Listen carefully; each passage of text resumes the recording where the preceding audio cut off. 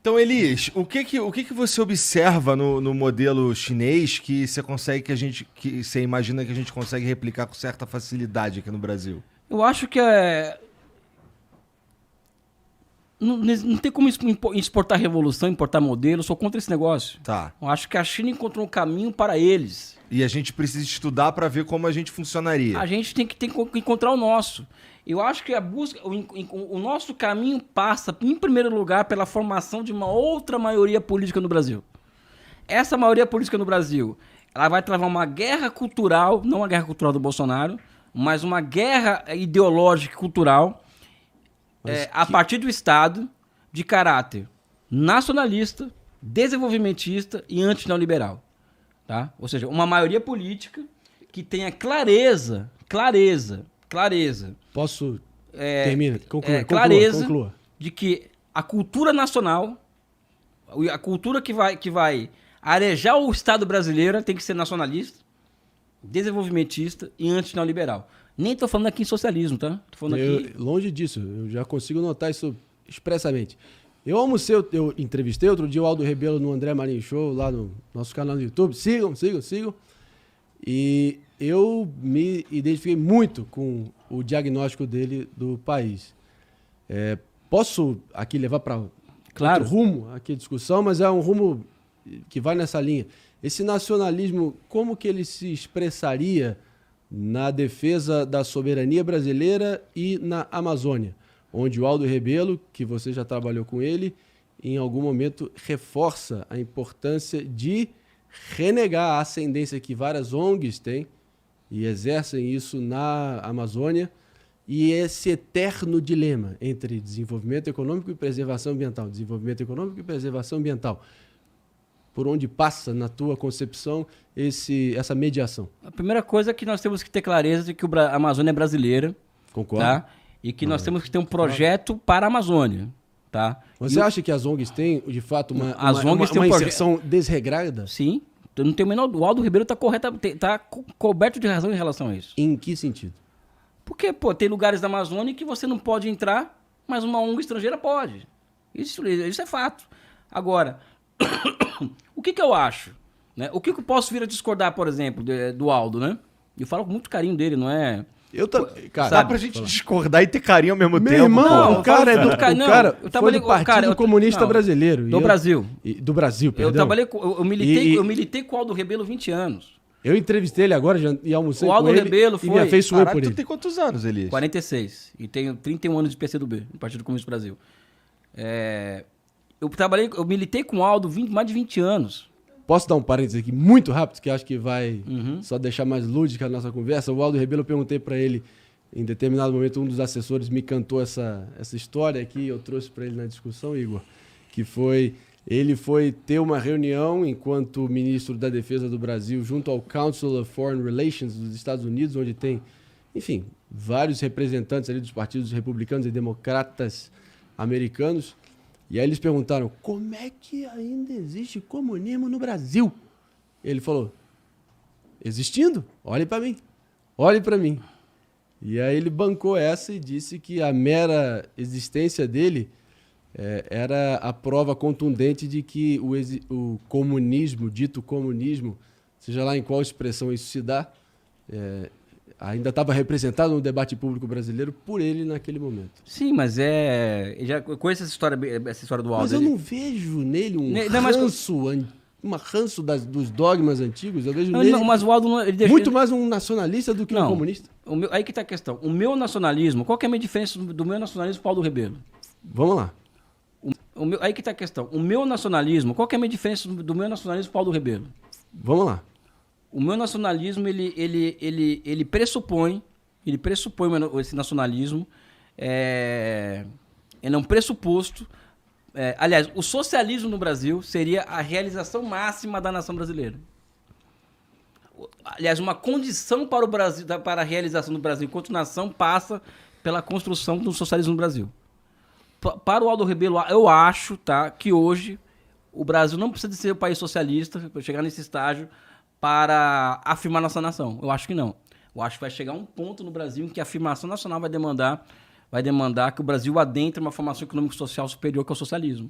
Ou seja, então eu vejo, por exemplo, o socialismo enquanto a realização plena da nação brasileira. E pela nossa conversa aqui, se eu entendi direito, vai ser um socialismo, se acontecer isso, um socialismo com características brasileiras. Completamente. Assim como a China tem. Exatamente. E não necessariamente igual o que está acontecendo na China. Mas só para esclarecer, deixar o mais desnudo possível. Que bases brasileiras são essas? Que premissas, que vetores brasileiros são esses que você se baseia? Cara, eu acho que a macumba, a umbanda, o candomblé, a igreja, Corinthians, Flamengo, capoeira. Ou seja, essa diversidade que forma uma unidade única no mundo, Sem dúvida. sabe? É a base que vai calcar o socialismo brasileiro. Vou te fazer uma pergunta rápida Mas aqui. como? Idiota, inclusive. Em que bases? Mas como é que isso se expressa numa política governamental de fato? Não, nós temos que ter... Ou isso é um desejo? Aí que tá a questão. Eu tenho muitos desejos, você Não, também, o Igor também. Aí que tá a questão. Eu tenho que ter capacidade. Eu acho que o Lula tem essa capacidade, né? Tem se mostrado. De ser o universal no particular. Ou seja, eu falei de uma série de coisas aqui. Capoeira, macumba. Isso é universal, né? Só que existe o particular. Então, se eu conseguir enxergar numa força política, num bloco histórico, ou numa pessoa, que é um particular, né? Todo esse universal, encontrei um caminho. Então, a base é o quê? É um bloco histórico mudancista, do ponto de vista político, que cristalize, vamos dizer assim, o que eu chamo de universal no particular. Ou seja, todas essas nossas tradições desenvolvimentistas, essa nossa tradição que vem de Bonifácio, Floriano Peixoto, Sim. a guerrilha da Araguaia, as lutas pela independência, ou seja, toda essa nossa história de lutas populares, né, ela se expressa no particular. E hoje esse particular pode ser o quê? Pode ser um bloco histórico formado pelo PT, pelo Partido Comunista do Brasil, PCdoB, pelo PSOL, pelo PSB, pelo PDT, por exemplo. Ou seja, um bloco histórico mudancista que seja capaz de levar adiante. Mas o que te faz pensar que esse bloco mudancista formado por esses agentes que você acabou de citar seriam benignos e realmente, na prática, exerceriam isso que você presume que sejam as intenções deles? Não é que é benigno, né? É que esse bloco, é o que eu chamo, é uma elaboração que eu estou trabalhando nela hoje, tá? Eu já coloquei no Twitter isso, né? Um bloco histórico mudancista, que seria PT, PCdoB, PDT, PSB e PSOL. Que vai estar fatalmente, querendo ou não, junto a e tendo que se imiscuir com todos os blocos de direita. Mas isso é da vida. Isso eu acho. Que é a maioria. Não, a questão é outra, cara. A questão é que as transições no Brasil, a abolição república, independência, a Revolução de 30, elas só aconteceram a partir da formação de maiorias heterogêneas. É uma lei da política no Brasil. Então, achar Concordo. que... Agora, tem um núcleo. Eu tô aqui pegando o núcleo. O norte. O núcleo. PT, PCdoB, isso aqui é o núcleo. O que está ao redor vai seguir isso aqui. E eu acredito que é esse núcleo duro que pode ser capaz de levar o Brasil a atingir a um outro patamar na afirmação da sua soberania nacional. Porque na medida que ele vai afirmando, ele vai alçando a outros patamares a sua soberania, você vai se aproximando do socialismo, sem nenhuma dúvida. A democracia é uma ameaça a isso? Não, eu não tenho problema com a democracia. Não, eu pergunto porque assim, a gente tem, vamos dizer que isso aconteça e chegue ao poder e promova mudanças e tal, ainda é possível por meio de eleições que a gente desfaça, né? Mas aí que tá a questão. Ainda com o PL tendo a maior bancada do Congresso. Mas é a vida, velho. A vida como ela é. Eu tenho que trabalhar com a realidade como a forma ela se apresenta Então, diante de mim. diante dela, você prescreve o quê? Diante dela, a formação de uma maioria política, que eu acho... Qual que seria a tarefa histórica hoje? Na minha opinião. Tá? Hoje. Elias, qual que é a tarefa histórica hoje dessa porra que se chama de maioria política?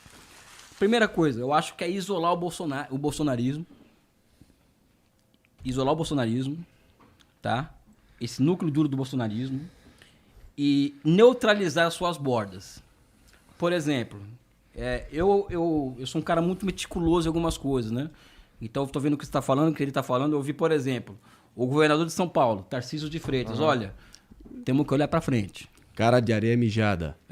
Temos que olhar para frente. Ou seja, isso já é um indício do seguinte, ó, esse cara dá para ser neutralizado. Eu ouvi o Arthur Lira dizendo, olha, reconhecendo a derrota do Bolsonaro, vamos conversar. Ou seja, o movimento histórico já vai perceber, vai te mostrando o quê? Que existem setores da sociedade, da política, que podem ser neutralizadas. Mas aí que tá, neutralizados é um verbo muito hostil. Você não entende que neutralizado significa que nem você, presumo que você enxergue várias dinâmicas políticas e sociais da história entre o polo oprimido e o polo opressor. Neutralizar significa oprimir? Não restringir, oprimir, abafar? Não é oprimir. Até porque eu não quero fuder com o estado de São Paulo pra... Perfeito. Sabe, né? Claro, Apenas quero afastar esse cara do bolsonarismo. Ponto. Eu não quero que o Tarcísio de Freitas seja Adesista? faça parte do bloco histórico mudancista. Não. Eu só não quero ir do lado do Bolsonaro. E então eu tenho que... o Maquiavel ensinou que a política é ciência. E o Lenin alçou o movimento imediato dos trabalhadores ao grau de ciência, da classe operária, né? Quando faz política. O Lenin alçou isso ao grau de ciência. Então, quando eu olho a política, tem que fazer ciência em cima dessa porra, entendeu? Então, a ciência que eu vejo hoje, a arte é o quê? Primeiro, manter essa frente ampla, se segurando, entendeu? De forma que ela seja capaz de, em 4 anos, isolar o núcleo bolsonarista e neutralizar suas bordas. Entendeu? A partir disso, porque eu acho que a tarefa de reconstrução do Brasil ela é geracional. Tá? Eu vou criando condições políticas, culturais na sociedade para a formação e consolidação dessa maioria política. Puta, isso é um desejo seu. É um desejo meu. Não, mas é que isso é óbvio, né? E não é, né? Eu não sei se você tinha ouvido falar disso antes aqui. Alguém falou nos Não, termos que eu coloco. Mas é que, assim, nesse sentido, assim, se você... parar pra pensar um pouco, acho que você chega a essa conclusão. Exato. Né? Não, mas isso é ciência. Então, o que acontece? É ciência e arte o tempo inteiro, é negociar. Não é cair nesse discurso despolitizante. E o Lula tem que negociar com o Centrão. Bicho, o Centrão existe desde a Confidência Mineira no Brasil, Desde o Floriano Peixoto. Desde a Confidência Mineira tem o Centrão. O que é o Centrão? É mais atrás ainda, O que é o Centrão? O Centrão é aquela massa de políticos que vai assinar embaixo da transição, se vai ter ou não. Então a Revolução de 30 acontece com o Centrão assinando embaixo, a abolição da República acontece com o Centrão assinando embaixo, a independência é a mesma coisa. E por aí vai. O Centrão existe, é um dado da realidade, tem que trabalhar com ele. Então quando eu vejo a empresa falar mal do Centrão, eu fico puto. Me desculpa, eu fico puto, porque em vez de historicizar o Centrão, tem uma visão moral do Centrão. E quando eu falo historicizar, o que eu estou falando? Eu estou falando de uma forma de organizar a minha ideia. Como que eu organizo a minha ideia? A partir da história. Quando eu tiro a história da conversa, o que entra no lugar? Entra a utopia ou o moralismo. Bicho, eu tô fora. Então, ao invés de eu historicizar o Centrão, eu vou trabalhar com moralismo. Putz, esses caras só dando o que você recebe, é só dar lá. Eu não trabalho desse jeito.